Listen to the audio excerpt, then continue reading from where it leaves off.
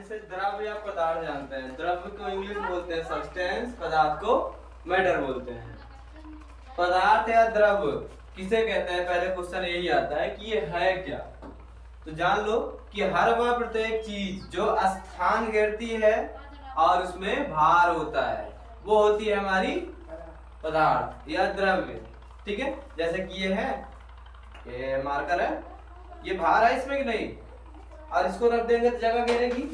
ये पुस्तक है, बुक है, ये इसको ये देखो भार है कि नहीं, इसमें कुछ ना कुछ तो वजन होगा ही, जगह घेरेगी। हम भी एक तरीके से द्रव्य है, स्थान घेर रहे हैं, जगह घेरेगी। पल्ली देखो, ये व्हाइट बोर्ड देखो, जगह घेरेगी और उसमें वजन होगा तो ये क्या कहलाएगी, पदार्थ या द्रव्य।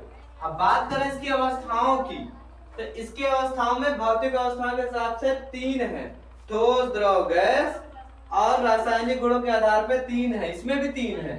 तो हो गए तुम्हारे तत्व, यौगिक और मिश्रण। अब बात करते हैं ठोस क्या है, द्रव क्या है, गैस क्या है। ये हम लोग आधुनिक जीवन में देख चुके हैं। जैसे कि ठोस, हर वह चीज जिसकी आकृति और आकार निश्चित हो, प्लस आयतन भी निश्चित हो। आयतन मतलब उसका वेट, मास से बोलते हैं इंग्लिश में। ठीक है, आकृति भी निश्चित हो, आकार भी निश्चित हो, और आयतन भी नहीं कि 1 किलो का ईटा था और 2 किलो का कर दो, आकार बदलेगा नहीं, बदलेगा। फिर 2 किलो का ईटा रहेगा तो आकार बदलेगा। पदार्थ अलग चीज है कि अब 1 किलो ईटा है मिट्टी का, अब 1 किलो इतने भी हार्ड लोहा ले आओ, हो सकता है वो 10 किलो का हो ईटा, ईटा शेप वही रहेगा। अगर पदार्थ बदल गया तो उसका आकार भले ना बदले लेकिन उसका आयतन बदल जाएगा। तो ठोस वह अवस्था होती है पदार्थ की जिसमें वस्तु की आकृति, आयतन और आकार सब निश्चित होता है। ठीक है, जैसे ये ठोस है, हम भी ठोस है, ईटा ठोस है, बर्फ ठोस है। ठीक है, बात करें अगर द्रव की, तो द्रव में क्या होता है, आयतन निश्चित होता है लेकिन उसकी आकृति और आकार निश्चित नहीं होता। आकृति क्या होती है, आकार क्या होता है। आकृति को इंग्लिश में बोलेंगे शेप, आकार को बोलेंगे साइज। शेप और साइज, पानी की कोई आकार नहीं होता है, जिसको बर्तन में रखो उसी का आकार ले लेता है, ना इसकी कोई आकृति निश्चित होती है। फर्श पर डालेंगे तो फैल जाएगा, गिलास रखेंगे गिलास का आकार ले लेगा। ठीक है, तो ये भी बात होता है। बात करें गैस की कि इसका ना तो आयतन तो मान लो निश्चित होगा ही या नहीं भी, आयतन भी अनिश्चित ही होता है, लेकिन ना इसकी आकृति, ना आयतन, ना आकार, कुछ भी निश्चित नहीं होता है। 1 किलो गैस है, 15 किलो सिलेंडर में भरा दो फिर भी गैस चलेगी, पूरा जगह घेर लेगी। लेकिन वही बाहर निकाल दो तुम्हारे पूरे घर में फैल जाएगी, और बाहर निकालो पूरे वायुमंडल में फैल जाएगी। तो गैस पदार्थ की वह अवस्था होती है जिसमें कुछ भी निश्चित नहीं होता है। हवा है, हवा यहाँ पर भी है लेकिन हम देख नहीं सकते नग्न आंखों से। ठीक है, हवा का कोई रंग नहीं है, देखो पूरा घिरी हुई है। हवा का वजन होता है, अभी गुब्बारा फुला के रख दो उसका कोई वेट रहेगा, पिचकने के बाद ना वेट भले ना रहे। ठीक है, ये चीजें समझ में आई, हाँ या ना, समझ में आया, कोई दिक्कत नहीं। Solid state, liquid state, gas state. बात करें तत्व की, तत्व रासायनिक गुणों के आधार पर तत्व क्या है, बात आती है तत्व। एक ही प्रकार के अणुओं से मिलकर हमारा क्या बना होता है, तत्व बना होता है। तो तत्व क्या है, तत्व से ही तो पदार्थ बनता है। पदार्थ किससे बनता है, तत्वों से। अगर बात करें यहीं पे छोटे से कॉलम की, तो पदार्थ किससे बनता है, तत्व से मिलकर बनता है। तत्व किससे बनता है, सेम प्रकार के अणुओं से। ठीक है, अणु किससे बनता है, परमाणु से। ठीक है, अब परमाणु किससे बनता है, 3 प्रकार के होते हैं, इलेक्ट्रॉन,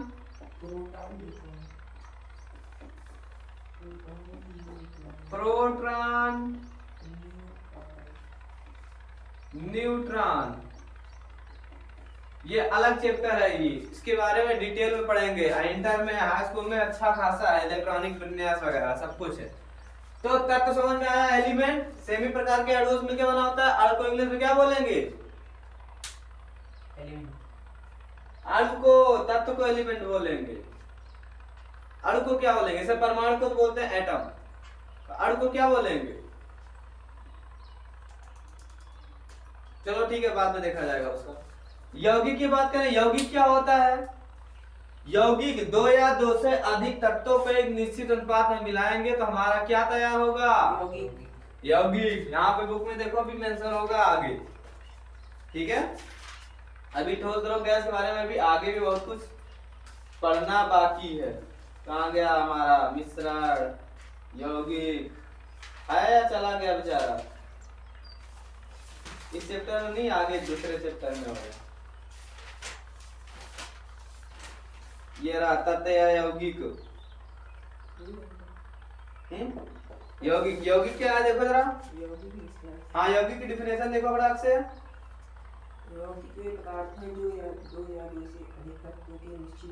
अनुपात से मिलके बनते हैं ना।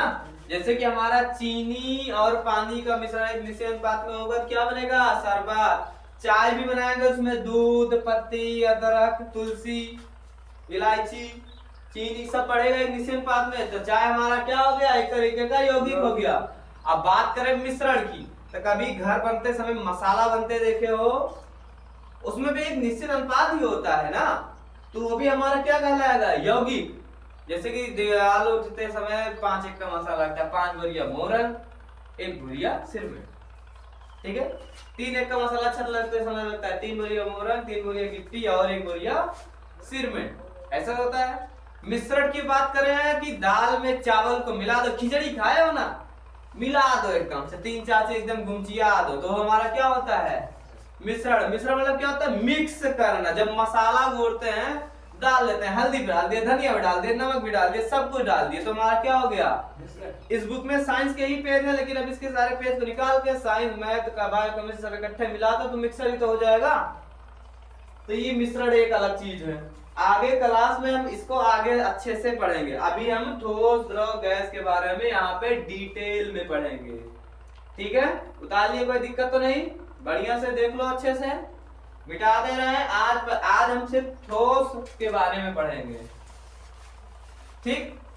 सिर्फ और सिर्फ किसके बारे में पढ़ेंगे? ठोस। मिटा दे रहे हैं।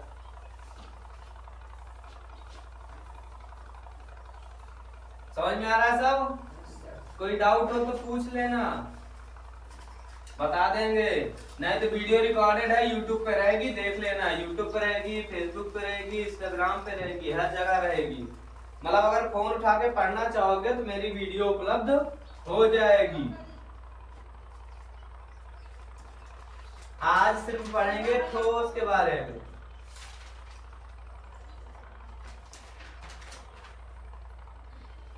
ठोस के बारे में पढ़े। सबसे पहले जान लो, पदार्थ कणों से मिलकर बने होते हैं, तो कणों के बीच में कुछ ना कुछ गैप रहता है। सहीटा है तो भी पानी सोखता है, आर पार होता है, ठीक है। तो पहला चीज क्या है? पदार्थ के कणों के बीच में स्थान होता है, क्योंकि पदार्थ भी छोटे छोटे कणों से मिलकर बने, जैसे तत्व हो गया, अणु हो गया, परमाणु भी हो गया। फिर क्या है? पदार्थ के कण बहुत सूक्ष्म होते हैं। क्या होते हैं? सूक्ष्म इतने होते हैं कि दिखता है जैसे आटा बनता है, गूंथ के बढ़िया देखते हो, लेकिन आटे का भी छोटा छोटा कण होता है कि नहीं? तो वही सेम चीज है। और पदार्थ के कण निरंतर गतिशील करते रहते हैं, नहीं करेंगे तो खत्म हो जाएंगे, ठीक है। पदार्थ का गैसों में भी विसरण होता रहता है, जैसे गैस वगैरह यहाँ से वहां जाते रहते हैं, पदार्थ के अणु भी इधर से उधर जाते रहते हैं, इलेक्ट्रॉन वगैरह सब काम करेंगे अपना। नहीं तो पदार्थ क्या होगा? टूट के खत्म हो जाएगा। तोड़ भी दिए तो उसका हर एक पार्ट अपना, उसके जितने परमाणु अणु है वो गतिशील करते रहेंगे। नहीं तो जिस दिन गतिशील करना कम कर दिए उसी दिन खत्म हो जाएगा टूट के, ठीक है। आगे परमाणु मॉडल अगर पढ़ा जाएगा, टॉमसन का, रदरफोर्ड का, तो आगे एक्सप्लेन होगा। नहीं कक्षा 8 में तुम लोग पढ़े होगे, ठीक है। टॉमसन का परमाणु मॉडल, रदरफोर्ड का परमाणु मॉडल, ये सब चीजें। द्रव में भी मिश्रण होता है। देखो जल भी एक तरह से कनेक्टेड होता है। देखो एक बूंद निकालो तो बूंद दूसरे बूंद में आने के लिए उत्सुक रहती ही है, उसके बाद पूरा बना लेती है कलेक्शन। ठोस का ठोस में भी मिश्रण होता रहता है। अभी कोई ठोस है उसको दबाओ तो देखो फैलता भी है, फैलने के बाद वापस आ जाएगा। रबड़ एग्जांपल के रूप में ले सकते हो तो, ठीक है। अब उतना नहीं, जैसे कि रंग होता है ना, ठोस ही होता है उसका पाउडर एक तरीके से, चाहे हल्का ही ठोस हो। जब मिलाओ तो देखो लाल को पीले मिलाओ तो एक नया कलर बन जाएगा। कहने बोलो वो आपस में घुल मिल जाते हैं ना, तभी तो होता है। चीनी में नमक का मिश्रण नहीं हो सकता है? क्या नहीं हो सकता है? हो सकता है कि नहीं? पानी में तुम चाय को मिला दो, मिल जाएगा मिश्रण। दूध में तुम मट्ठा मिला दो, फिर भी मिश्रण हो जाएगा। वो बात की बात है, रिएक्शन कुछ और होगा। अब ऑक्सीजन, अब देखो H2O, पानी देखो, हाइड्रोजन के 2 परमाणु, H2O एक अच्छा खासा एग्जांपल है गैस का मिश्रण में। ये दोनों मिलकर जल बनाते हैं। हाइड्रोजन के 2 परमाणु, ऑक्सीजन के 1 परमाणु। परमाणु को छोटे में लिखा जाता है, अणु को आगे लिखा जाता है। ठीक है, इसको हमेशा ध्यान देना। अगर हाइड्रोजन के 4 परमाणु कर दे, ऑक्सीजन के 2 परमाणु कर दे, क्या बनेगा? परमाणु बम। बूम, खत्म। ठीक। अब आजकल से टेक्नोलॉजी इतनी एडवांस हो गई है कि अब हाइड्रोजन बम भी आ गए हैं। परमाणु बम से भी ज्यादा खतरनाक, लगेंगे तो भाप बन जाएंगे।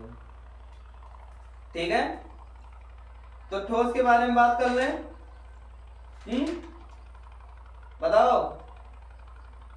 एक टॉपिक और है, पदार्थ के कण एक दूसरे को आकर्षित करते हैं। बिना आकर्षित किए इकट्ठे रुके हैं? एक कागज का पन्ना एक दूसरे को बिना चिपकाए हुए बना है? नहीं ना। जैसे कि हमारे हाथ हो गए, ध्यान देना, हाथ हो गए, एक दूसरे को जब तक तभी तो मुट्ठी बनेगा। एक दूसरे ऐसे तो आकर्षित नहीं करेगा, जुड़ेगा नहीं। ये दीवार एक दूसरे जुड़ेगी नहीं तो कैसे खड़ी होगी? ये भी एक अच्छा एग्जांपल है। ईंट के ऊपर ईंट रख के दीवार बनाई जाती है, एक दूसरे को आकर्षित करते हैं, छत लगता है, फर्श बनती है। यहाँ तक कि जो पल्ली बनी है ना, ये देखो ऐसे बेड गई है, धागा ऐसे खड़ा गया, आकर्षित किए तभी तो है। कभी शर्ट को देखो, धागे गए हैं आपस में ऐसे क्रॉस करके। तो इसीलिए ये भी एक एग्जांपल है कि एक दूसरे को आकर्षित करते हैं। नहीं आकर्षित करेंगे तो काम तमाम खत्म हो जाएगा। देखो कभी कभी सड़ जाता है, धागे कमजोर तो पूरी सड़ कमजोर, खत्म। चलो ठीक है, ठोस के बारे में जान जाओ। ठोस के बारे में 3 चीजें जैसे हम पहले ही बता चुके हैं, थोड़ा जान जाओ ठोस के बारे में। ठोस में क्या होता है? आयतन, आयतन होगा, आकार, आकृति, ये निश्चित होगा। ठीक है, ये भी निश्चित होगा, ये दोनों। बात करें द्रव की, ये समझ में आया? बात करें अगर यहाँ पे द्रव की, तो आयतन तुम्हारा क्या होगा? निश्चित, लेकिन ये क्या होगा? अनिश्चित। गैस की बात करें यहीं पे, तो कुछ आयतन भले निश्चित हो, लेकिन कुछ यहाँ पे समझो कुछ भी अनिश्चित हो, निश्चित नहीं होता है। सब कुछ भी आ जाए, सबका बेड़ा पार हो कर देता है।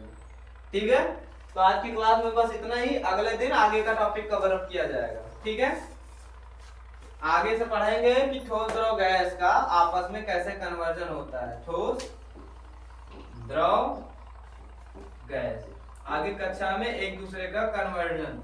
ठोस से गैस कैसे बनता है, गैस से ठोस कैसे बनता है, ठोस से द्रव कैसे बनता है, द्रव से ठोस कैसे बनता है, गैस से द्रव कैसे बनता है, द्रव से ठोस कैसे बनता है, सब आपस में एक दूसरे से कनेक्टेड कैसे है ये पढ़ेंगे। और उस क्रिया को क्या कहते हैं ये भी पढ़ेंगे, गलनांक, क्वथनांक, हिमांक। ठीक है, चलो योर क्लास इज ओवर।